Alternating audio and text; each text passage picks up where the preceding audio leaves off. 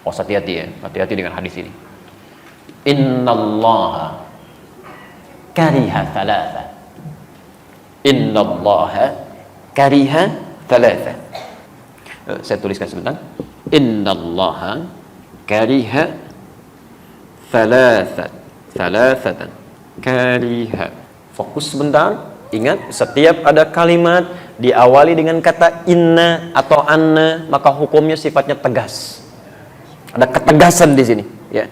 Kalau dalam bahasa bebasnya saya katakan sungguh tegas disampaikan. Ya, sungguh tegas disampaikan.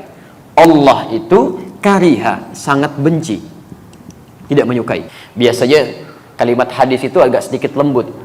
Innallaha la yuhibbu, tidak menyukai. Tapi di sini kalimatnya tidak menggunakan tidak menyukai. Langsung kalimat paradoksnya, lawan yang negatifnya, kariha. Ya.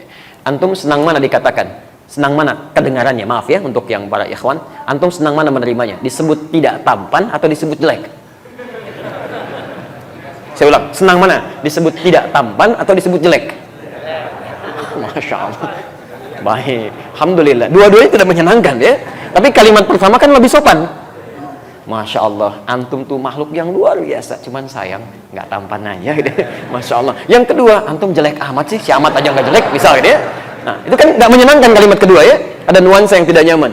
Di sini, kalau kalimatnya menggunakan kalimat langsung, la yuhibbu, tidak menyukai. Tidak menyukai itu kan artinya benci, tidak suka. Tapi kalimatnya tidak menggunakan kata la yuhibbu, tapi langsung menggunakan lawannya, kariha. Ini menunjukkan bahwa peristiwa yang akan disebutkan ini sangat tidak disukai oleh Allah. Ya. Jelas? Thalatha, ada 3. Awas jangan sampai antum terjebak satu di antara 3 ini. Ini berbahaya. Satu, nomor satunya, qila wa qala. Qila wa qala.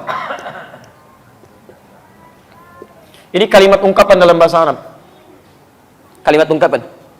Qila wa qala itu, kalau sekarang dibuat peribahasa bahasa Indonesia, kabar burung yang tidak jelas. Katanya gitu. Ya. Nyaknya itu nggak tahu kemana. Ya. Ustaz, katanya kemarin nggak datang. Kata siapa? Ya katanya. Nyaknya siapa di situ? Itu nggak disukai. Karena menunjukkan pada sesuatu yang belum jelas. Ini langsung bertentangan dengan ayat Quran sekaligus. Quran surah 17 ayat 36. Ya, lihat kalimatnya. Wala taqfu ma laysa laka bihi ilmun. Innas sam'a wal basara wal fuada kullu ulaika kana anhu mas'ula. Perhatikan kalimatnya.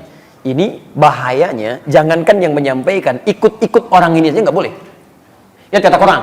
Jangan pernah Anda ikuti sesuatu atau bahkan ajakan yang belum jelas kemana arahnya, bahkan sumbernya. Awas, hati-hati, jangan pernah diikuti. Walaupun dalam kalimat sederhana ya, misal ikut yuk, kemana? Pokoknya ikut aja deh, nanti lihat. Itu kalau adab Quran nggak boleh diikuti, nggak boleh, nggak usah pakai nggak boleh, jangan diikuti.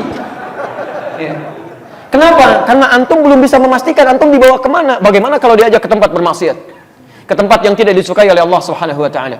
Ya. Ketika antum terjebak dalam kesalahan, menyalahi aturan Allah, berbuat fasik bahkan di situ, maka lihat kalimat ayatnya. Innas sam'a wal basara wal fuada. Telinga kamu akan ditanya, mata kamu akan ditanya, bahkan pikiran kita akan ditanya. Kalau kalimat bebasnya, akal kamu dikemanakan sampai kamu nggak tanya dulu. Telinga kamu dikemanakan sampai nggak dengar dulu perkataan dia. Mata kamu dikemanakan sampai nggak lihat dulu informasinya. Jelas di sini? Baik, maka yang pertama, Allah sangat tidak menyukai, sangat membenci hal-hal yang tidak jelas sifatnya. Qila wa qala. Kata si fulan, kata ini, kata itu, tapi tidak jelas dari mana sumbernya. Jelas di sini? Apalagi dibawa dalam nuansa agama, itu nggak boleh. Ya, nuansa syariat itu ditinggalkan. Ya. Oke, 2, idha'atul mali. Idha'atul mali. Boros, menyia-nyiakan harta. Idha'atul mali. Idha'atul mali, atau di sini idha'atul mali, ya. Menyia-nyiakan harta. Insyaallah. Orang ingin mendapatkan setengah roti, rebutan dengan 16 orang itu.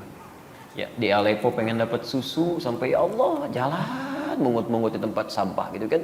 Bayinya sampai kurus kering untuk mencari-cari itu. Antum kok dibuang-buang? Ya kan? Nasi itu kan berapa banyak yang terbuang itu dari makan itu. Dari rotinya, dari minumannya, Tidak sedikit di antara sebagian orang-orang meminum aqua gelas cuma setengahnya, sebagiannya kemudian disimpan dibuang. Sementara orang-orang Palestina untuk mendapatkan minuman yang benar-benar bersih saja, itu mesti berjuang membebaskan dulu sumber minuman dari racun yang sudah diracun itu. Itu tidak mudah. Maka jangan disia-siakan. Termasuk idha'atul mali itu dari kata dhiya sifatnya. Bukan hanya menghilangkan esensinya, tapi menghilangkan nilai pahalanya. Awas, termasuk idha'atul mali itu menggunakan harta tidak pada tempat yang diridhoi oleh Allah Subhanahu wa taala. Misal, mohon maaf ya, tolong baca ini dengan baik ya. Baca ini dengan baik. Aturan Qurannya, setiap Allah tambahkan harta kepada kita, itu adalah peluang lain bagi kita untuk meningkatkan ibadah lewat harta itu. Karena mungkin peluang ibadah lewat sisi yang lain sudah kurang mampu kita tunaikan. Jelas ya? Ada orang sudah bisa puasa, bahkan Masya Allah, Seninnya sudah jalan. Tapi jangan dulu senang, karena yang lain sudah tambah dengan Kamisnya. Ada yang sudah puasa Senin Kamis, Alhamdulillah, jangan dulu bangga. Orang lain sudah Ayyamul Bid. Ada yang sudah Ayyamul Bid, jangan dulu merasa gembira. Orang lain sudah puasa Daud. Hari ini puasa, besok tidak. Karena semakin banyak yang dikurangi, barangkali, Masya Allah dengan tenaganya dia puasa. Antum tidak bisa menyaingi itu. Karena ada ketidakmampuan. Allah berikan sumber yang lain. Gak usah nekat. Emang dia aja yang bisa Daud, besok saya Sulaiman. Gak bisa. Cuman sampai Daud aja, selesai di situ. Antum Daud aja susah, apalagi mau mencari yang lain. Maka dari situ Allah berikan kemudian tambahan lewat yang lain supaya antum maksimalkan ibadah di situ. Apa diantaranya? Harta. Karena itulah ketika Allah titipkan harta, turun kaidahnya. Antum baca betul, pahami titipan Allah yang maksimal pada diri antum itu apa. Quran surah misalnya ke 28 Al-Qasas ayat 77 itu. Ya, sampai dengan 79-nya. Jelas ketentuan harta itu. Wabtaghi fi ma ataqallahu daral akhirah wa la tansa nasibaka minad dunya. Perhatikan kaidahnya. Setiap kami tambahkan keluasan harta benda, kata Allah gunakan itu untuk mencari peluang terbaik mendapatkan tempat di akhirat. Dengan kata lain, gunakan untuk ibadah, untuk mendapatkan kemuliaan akhirat. Karena mungkin kamu belum terbiasa bangun malam sambil berlama-lama, hafal Quran belum didapatkan, Masya Allah, puasa belum dijalani dengan konsisten yang sunnahnya. Nih, tambah dengan ini. Kalau orang baca, kamu belum mampu baca dengan maksimal, minimal sedekah dengan hartamu ini, belikan mushafnya, simpan di masjid. Satu huruf yang dibacakan, kamu dapat bagian 10 kebaikannya. Masya Allah, itu yang kita ambil. Bukan dijadikan bahan untuk kesombongan diri. Kalau cuma sombong, yang dulu sudah ada, namanya korun. Hartanya lebih banyak dibandingkan antum. Jangankan hartanya, kuncinya aja kalau dibawa-bawa, itu dibawa orang-orang di belakangnya. Kalau jalan kemana-mana, Pak, maaf ya, saya sering ulang kisah ini. Korun itu informasi Quran di ayat 76 surah ke-28, surah ke-28 ayat 76. Inna Qaruna kana min qaumi Musa fabagha alaihim. Korun itu termasuk kaum di zamannya Musa, sombongnya luar biasa.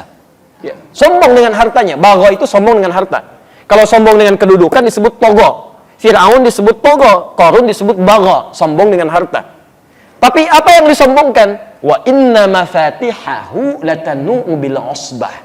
Dan sungguh kunci-kunci berangkasnya saja, itu kalau diangkat orang-orang terkuat di zamannya, masih belum keangkat, Pak.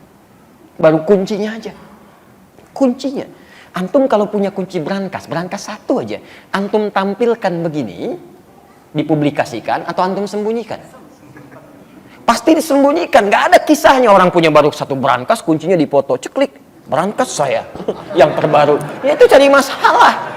Itu baru satu, Korun tidak. Nih saya banyak nih, kalau mau ambil aja. Ini aja ngangkatnya nggak kuat. Kemana-mana kunci, kaya, sombong, Pak. Ini kalau ada orang kaya sekarang sombong, Bu, itu ketinggalan. Dan keterlaluan karena dia tidak sekaya Korun. Dan Korun hancur juga gitu. Makanya turun ayat tadi. Itu saya tambahkan kata Allah, bukan untuk disia-siakan. Ngapain sombong? Karena nggak akan dibawa pulang. Gunakan untuk peluang beramal. Ada baju baru, pakai dulu untuk beramal. Pakai untuk sholat dulu, kan? Ada alas kaki baru, gunakan untuk ibadah. Sehingga ketika Allah ambil, maaf, kalau Allah titipkan kepada kita sandal, hakikatnya sandal itu punya siapa? Sudah, kita cuma dititipin aja. Mumpung masih dititipkan, gunakan dengan baik sebelum itu diambil lagi. Saya ulangi, sandal punya siapa? Kalau ada hilang, jangan marah. Tugas antum mencari, ikhtiar, bukan marah. Awas, bukan marah. Yang punya siapa? Nah, sudah. Kalau yang punya sudah mau ngambil, tinggal di mana kemudian dia dititipkan. Mungkin gantian. Ya, antum ikhtiar aja cari. Kalau sudah tidak didapatkan, mungkin Allah mengganti, dititipkan kepada yang lain. Tapi hati-hati kalau ngambilnya dengan cara yang tidak salah, ada sesuatu yang mungkin yang haram yang akan diambil dari antum. Karena rezeki pencuri itu rezeki yang haram. Ya. Tapi poinnya adalah bukan itu. Poinnya, mumpung masih dititipkan, gunakan pada yang baik. Kalau sudah nggak ada, antum nggak punya peluang lagi. Itu yang dimaksimalkan. Ya, kendaraan segalanya, sehingga hisabnya gampang. Pakai baju pertama kali, gunakan untuk sholat. Begitu dihisab, hei fulan, dari mana harta yang kamu dapatkan? Engkau maha tahu ya Allah, hamba dapatkan dengan cara yang halal. Keringatnya bagi dia, menjadi saksi semuanya. Allahu Akbar. Kemana engkau pertama kali gunakan? Ya Allah, bajunya bicara untuk sholat. Enak hisabnya. Ya. Antum punya baju baru digunakan untuk apa? Masya Allah. Antum undangan sekali belum tentu dalam setahun sekali antum pakai baju luar biasa. Nggak ada yang kayak Allah ngundang 5 kali dalam sehari. La haula wala quwata illa billah. Begitu ditanya, dari mana kamu dapatkan harta yang paling halal ya Allah? Engkau menjadi saksi dalam semua perjuangan hamba. Kemana kami gunakan? Undangan ya Allah. Oh, jawab apa? Ya. Ini idha'atul mal. Ya, tolong dicek ya. Yang harus malu adalah, ada orang Pak, maaf ya, sepeda aja nggak ketitipin, tapi kakinya digunakan untuk melangkah ke masjid. Jaraknya luar biasa. Ada yang 500 meter, ada yang sampai 2-3 kilo, masih jalan ke masjid. Antum tetangga masjid, sepedanya ada, motornya ada, masih ada alasan hujan, kasih payung, ada alasan lagi kasih mobil, Masya Allah, ada semuanya. Belum mau ke masjid juga, antum mesti dikasih apa lagi supaya mau ke masjid? Ayo coba cek lagi. Imam Hasan Al-Basri, antum jangan kira semua amalan antum itu bisa diterima oleh Allah. Imam Hasan Al-Basri, kenal Hasan Al-Basri? Alhamdulillah. Alhamdulillah. Kita syukurilah, kalau kenal saya pulang. Kalau antum nggak jelas siapa gitu kan.